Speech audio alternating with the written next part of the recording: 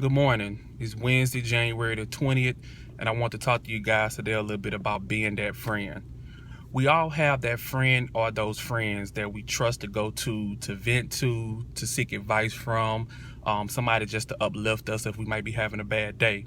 You definitely want to be that type of friend where you're always uplifting, you're always motivating, you're always elevating your friends. You never want to be that friend that just always gives negative advice no matter what the situation may be. Because if your friend is trusting you enough to come to you, they're trusting you enough to give them the proper advice, the right advice that's going to help them through their situation. You know, many times females have friends where their friends come to them with relationship issues. And then the first thing their friend always say is, girl, you should just leave him. You could do better than that. Well, that's your friend. And you know your friend relationship. So if you know that your friend loved this guy to death and they've been together for a long time, they have a lot of time invested with each other, you want to give them the advice or put them in a situation that's going to benefit them. They may just be having a rough patch. They may just be having a bad day.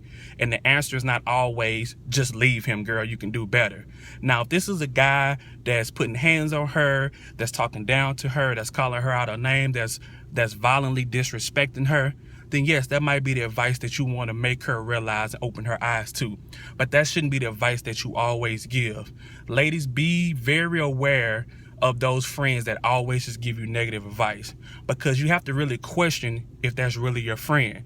They may just be giving you that advice because they're in a bad situation and they don't want you doing better than them. Myself as a man, I have friends, my close circle, we have went to each other many times before with relationship advice.